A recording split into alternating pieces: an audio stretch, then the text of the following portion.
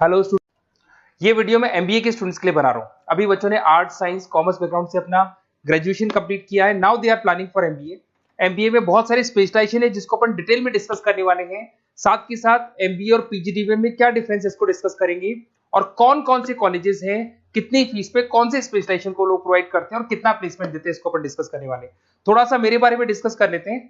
2006, ज्यादा video lengthy हो जाएगा तो छोटा सा डिस्कस कर लेते हैं। 2006 से मैं पढ़ा रहा हूँ और बेसिकली मेरा क्लासेस चलता है। एमबीए और बीबीए के स्टूडेंट्स में पढ़ाता हूँ। एमबीए के क्लासेस ये आपको दिखाई दे रहे होंगे, क्लासेस में लेता हूँ।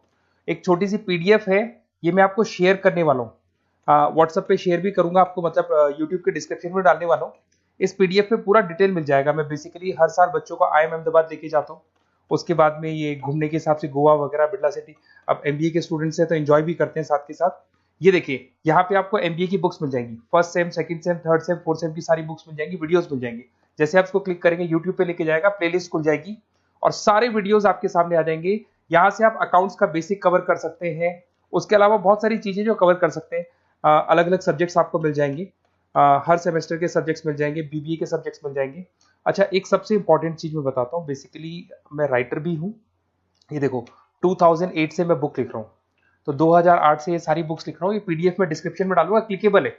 और साथ के साथ ये बुक्स के अलावा यहाँ पे आपको दिखाई देगा, ये मेरे रिजल्ट्स हैं, एमबीए के रिजल्ट्स मिल जाएंगे। और ये मेरा डिटेल एड्रेस वगैरह सब मिल जाएगा आपको यहाँ पे। ये पीडीएफ में डिस्क्रिप्शन में डालूंगा, इसमें मिल जाएगी आपको। अब देखिए, अपन एक एक करके सारी चीजें डिस्कस करते हैं। थोड़ा सा ये डिस्कस करते हैं एमबीए में और पीजीडीबीएम में क्या डिफरेंस है। ये आपको एमबीए दिखाई देगा और नीचे दिखाई देगा आपको post graduate diploma in management. तो अगर एमबीए की मैं बात करता हूं तो एमबीए में करीब करीब फीस कम रहती है एज कंपेयर टू पीजीडीबी। उसका रीजन क्या है? क्योंकि यहाँ पर जो यूनिवर्सिटी रहेगी वो गवर्नमेंट यूनिवर्सिटी रहती है।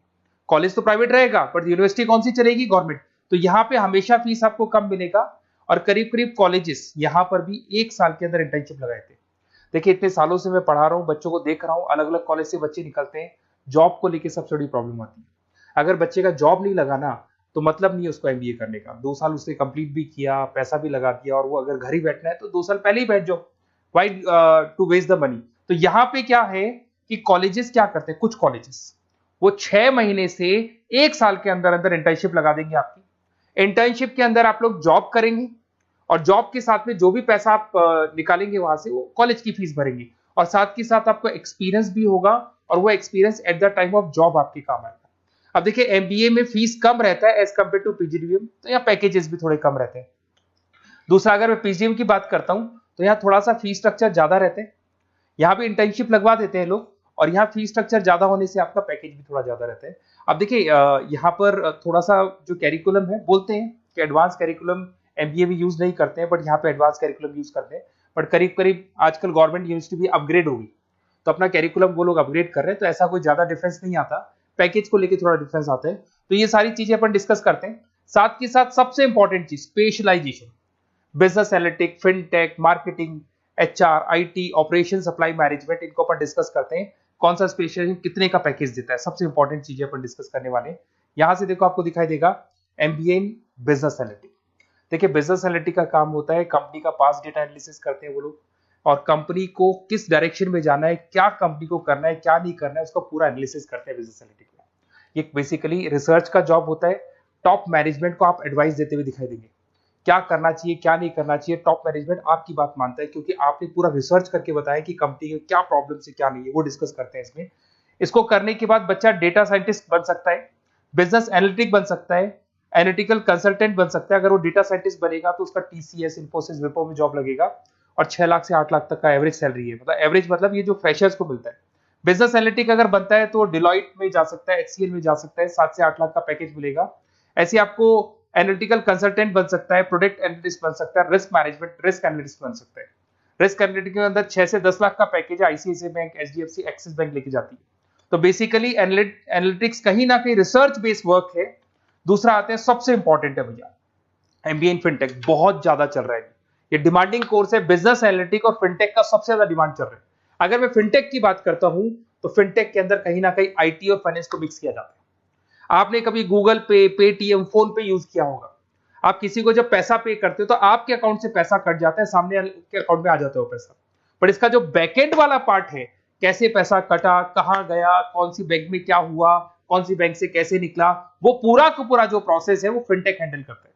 तो उसको फाइनेंस का नॉलेज होना जरूरी है क्योंकि वो बैंक्स के साथ डील करेगा और उनके पेमेंट गेटवे बनाता है। साथ के साथ उसको सॉफ्टवेयर डिजाइन करना आना चाहिए, गूगल पे, फोन पे, एप्लीकेशंस कैसे बनाना वो आना चाहिए। और ये बड़ा सिक्योरिटी सिस्टम का वर्क होता है और फिनटेक इसको करता है। इसके अंदर आपको जो कंपनीज मिलेंगी, पेटीएम, रेजर पे, पॉलिसी बाजार दिखाई देंगे आपको, फाइनेंशियल फिनटेक एनालिस्ट बन सकते हैं, प्रोडक्ट मैनेजर बन सकते हैं इसमें, फोन पे, क्रेडिट, यूपे कंपनीज आपको दिखाई देंगी। 8 से 10 लाख का पैकेज है। उसके बाद में फिनटेक एनालिस्ट बन सकते हो आप। ऐसे आपका रिस्क कंप्लायंसेस मैनेजर बन सकते हैं जिसके अंदर आपको ये बैंक्स दिखाई दे जाएंगी सारी की सारी। साइबर सिक्योरिटी स्पेशलिस्ट बन सकते हैं जैसे इन्फोसिस, टीसीएल, विप्रो।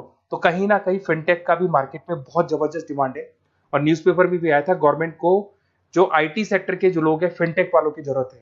देखो साथ के साथ आपको फाइनेंस दिखाई देगा, तो बड़ा कॉमन है, बहुत सालों से चल रहा है और बहुत इंटरेस्टिंग है। जो लोग कॉमर्स बैकग्राउंड से हैं वो लोग फाइनेंस लेते हैं। इवन आर्ट्स और साइंस वाले भी फाइनेंस में एक्सेल करते हैं।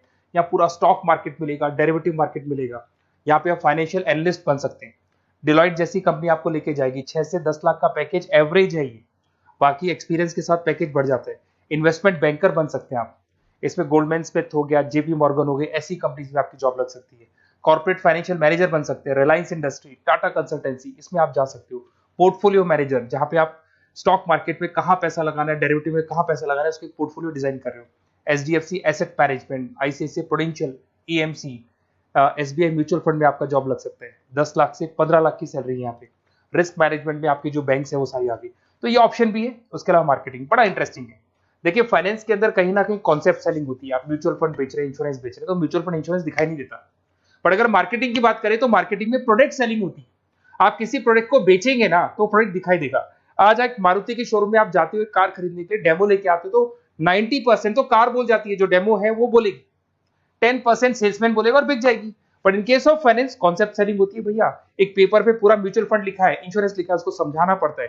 तो वहां पर वो प्रोडक्ट दिखाई नहीं दे रहा, उसको आपको समझाना पड़ेगा। But in case of marketing product selling होती है और मार्केटिंग में अच्छी जॉब्स लग सकती है। मार्केटिंग मैनेजर बन सकते हैं आप, Hindustan Lever, Procter and Gamble, Tata group में ब्रांड मैनेजर बन सकते हैं। वही 7-8 लाख के आसपास का पैकेज रहता है नेस्ले वगैरह में।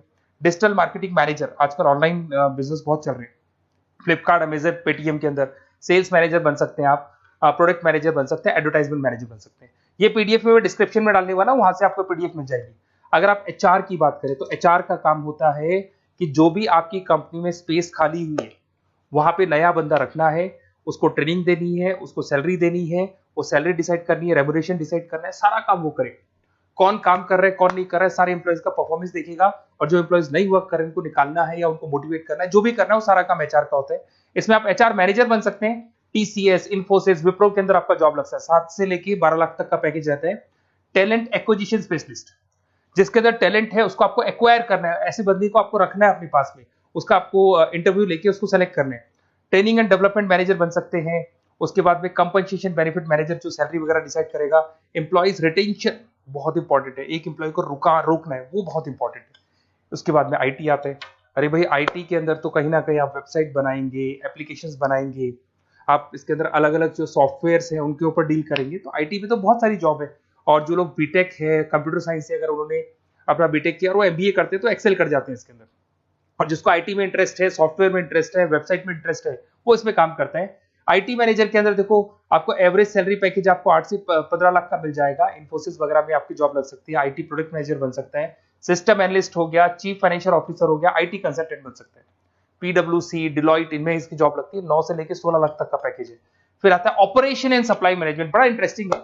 ऑपरेशन एंड सप्लाई मैनेजमेंट में होता है रॉ मटेरियल लाना, खरीदना, उसको फिनिश गुड्स बनाने तक और बनाने के बाद में उसको कस्टमर तक, वैसे होलसेलर, रिटेलर, कस्टमर तक पहुंचाने तक का काम ऑपरेशन में आता है। तो ऑपरेशन मैनेजमेंट वाला बंदा प्रोडक्ट को खरीदेगा, रॉ मटेरियल खरीदेगा, मैन्युफैक्चर करेगा, कस्टमर तक पहुंचाएगा। वो सारा काम किस में आएगा? ऑपरेशन सप्लाई मैनेजमेंट में आएगा। इसमें आप ऑपरेशन मैनेजर बन सकते हैं।